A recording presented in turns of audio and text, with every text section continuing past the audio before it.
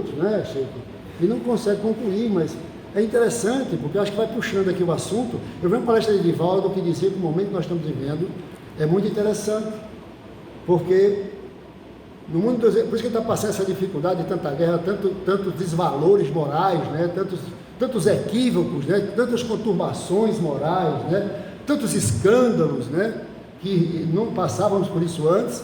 E Divaldo falava que essa fase é em decorrência também da influência dos antigos judeus, junto com os muçulmanos no mundo espiritual, se juntaram revoltados com a questão dos judeus, né, da época de Hitler e tudo mais, ainda se mantém essa vibração de ódio, de vingança, junto com os muçulmanos que também se mantêm nessa mesma situação, juntaram-se para atacar aqueles que defendem Jesus.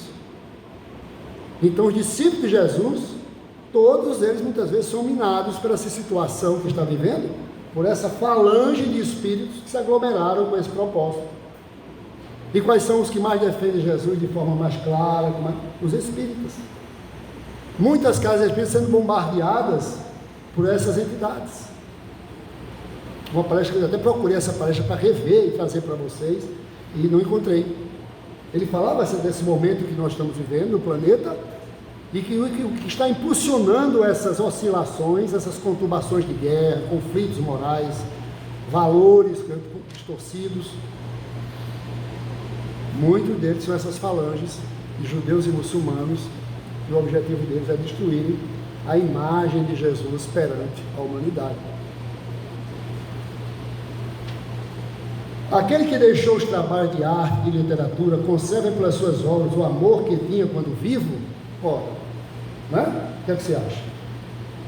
Você gosta de arte, você gosta de computador, você adora computador, e então desenvolve um programa, não é? E chega no momento do programa que você vai dar o clique do enter para o programa abrir, aí o nosso amigo faz, apagou-se, dominou, desencarna, vai no mundo dos espíritos e fica lá preocupado porque tinha um programa fantástico, um programa que ia ajudar muita gente, beneficiar milhões de pessoas, e esse programa apagou, não vai mais existir o programa, perdi tudo. Só que ele fala aqui da ciência, né, da literatura e da arte. Ele responde: segundo sua elevação,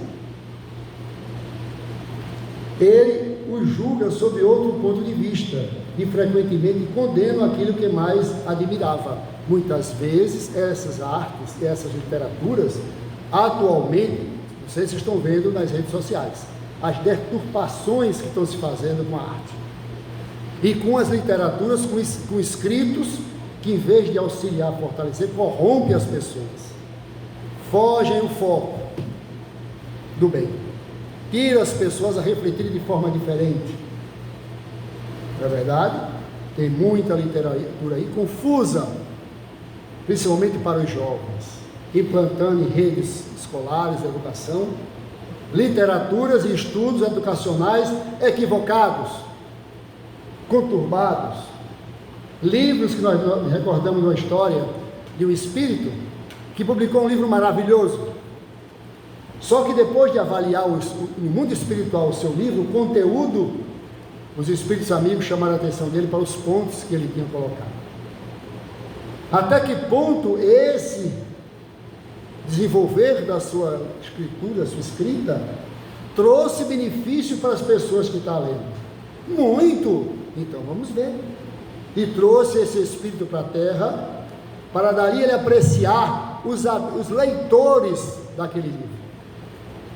E se percebeu verdadeiras confusões mentais, muito pouco esclarecimento, muito pouco aprendizado. E ele, naquele momento, cai em prantos, foge, porque ele achava que o que ele estava passando para as pessoas era o melhor. Mas o conteúdo trazia dúvidas, conflitos, insinuações pérfidas,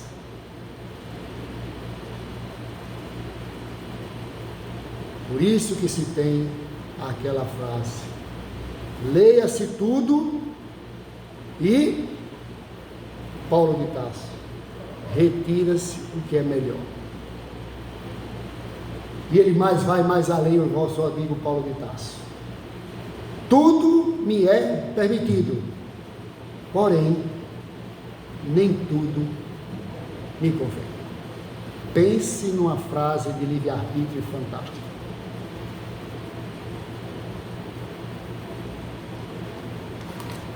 E vamos andando. Então, segundo a sua elevação, ele o julga sob outro ponto de vista. Depois desprendido do corpo, a mente abre, se dilata, as percepções aumentam, não é? Estamos desprendidos dessa matéria pesada, grosseira. Conserva pelas suas obras o amor que tinha quando vivo, mas você condena aquilo que mais admirava, porque percebe muitas vezes que aquilo ali não era o ideal. Lendo sobre a doutrina dos Espíritos, o curso que nós damos sobre o Esdras, e aí estávamos no século XIX, quando surgiu a doutrina dos Espíritos, duas grandes vertentes, dois grandes líderes que vieram com um propósito magnânimo, dois conhecidos da história, Luís XV e Bonaparte. Fizeram verdadeiras modificações sociais das suas épocas. Foram verdadeiros revolucionários do progresso para que viesse a doutrina dos Espíritos, a modificação que essas duas almas proporcionaram à Europa, em termos evolutivos, de progresso, avanços. Porém, essas duas almas vieram com um propósito muito maior do que fizeram. E perderam-se. Napoleão Bonaparte perdeu-se. É um líder que veio com esse propósito e fez, mas em compensação não conseguiu fazer tudo. Faliu muitas das vezes. Muitas vezes. E lá no livro diz: não fizeram o que vieram fazer. Fizeram, mas não fizeram tudo o que se propuseram fazer. Foram além dos limites instintivos de suas almas. Causaram muito mal também.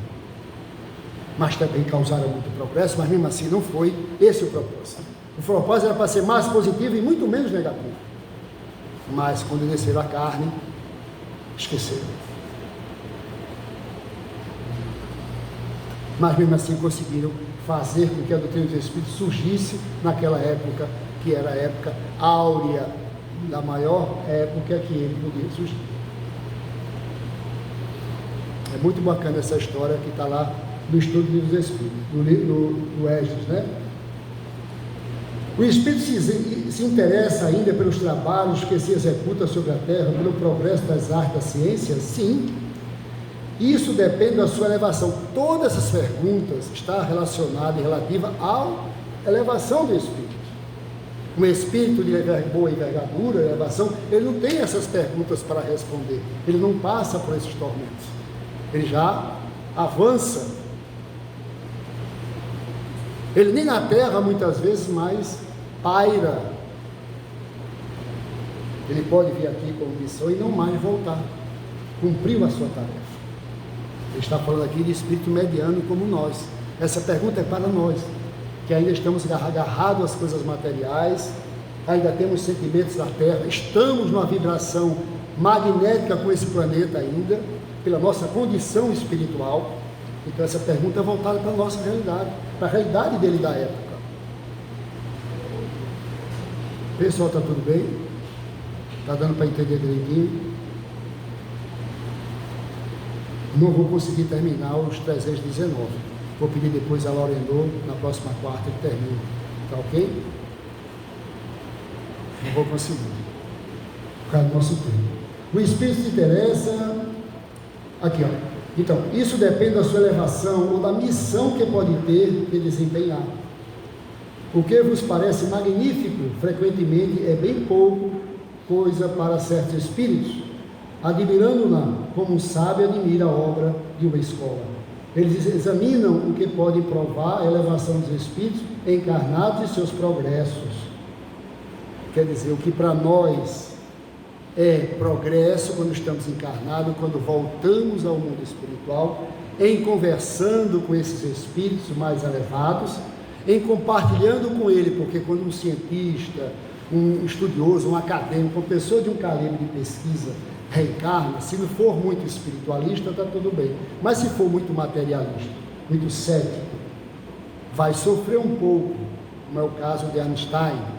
Ele era mais espiritualista, então era uma alma que tinha mais leveza, teve pouca dificuldade no seu desprendimento. Mas outros que tinham conhecimento para si, o seu talento era seu, com certeza quando desencarna, ele não passa pela mesma leveza que passou no Stein e outros no Kardec da vida, não é? Então essas almas caem realmente em perturbações severas, por se acharem pequenos, que era grande na Terra. Lá se tornam pequenos, porque vê os pequenos da Terra grande à frente deles. Então isso é um choque, isso é uma perturbação. Mesmo assim, depois que eles se organizam espiritualmente, caem a consciência de que realmente são espíritos em evolução, o conhecimento não é tão privilegiado, não prevalece diante dos sentimentos do mundo espiritual, eles começam a receber assistência daqueles que vão passar pela faculdade real do mundo espiritual.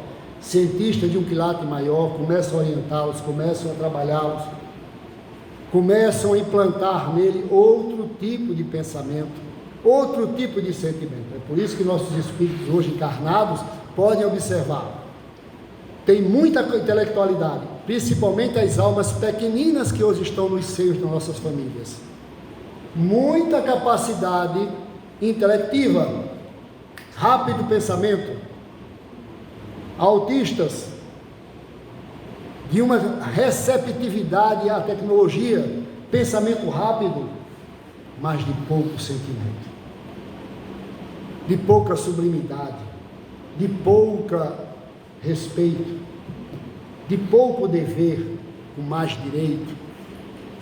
Observem as almas que estão no meio de nossas famílias, analise-os, não como pequeninos, mas uma alma que está ali por trás. Analise-os, também outro tema que nós estamos dando, outra instituição lá em Monjiji, é a fase inicial da criança, até os 7 anos. Essas almas estão vindo dando sinais de quem são e o que trazem. Não olhem como filhos, nem como netos, nem como sobrinho, olhem como almas, como espíritos, e que são.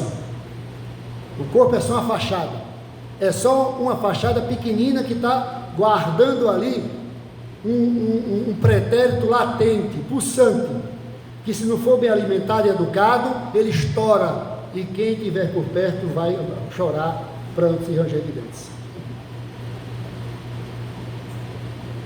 As almas que estão vindo aí estão necessitadas de Deus. O meu jovem de 8 anos lá é evangelho de manhã, de tarde, de noite. Dorme com o evangelho, dormindo, faz o evangelho na ponta da cama dele, acorda lendo o evangelho para ir para a escola. É assim. Porque quando ela acordou, ela era averso a Deus. Deus não existia para ele. Quando pegava o evangelho, pegava o evangelho e jogava no chão. Mas a inteligência de uma capacidade intelectiva fantástica. Fantástica. Ele sabe todos os capitais do país, do mundo, com 8 anos de idade. Ele sabe montar um Lego sozinho que você fica impressionado. Ele sabe desenhar que você não acredita. A escola até chamou ele para ensinar os coleguinhas a desenhar. Ele fala inglês que você não sabe. Vem com uma palavra assim, o que é isso? É isso. Agora chega direito. Papai do céu, agora que ele está começando a ler, a conversar, mas era assim. Vamos fazer, não quero, não quero, é isso aí. E quantos tem aí assim? E quantos?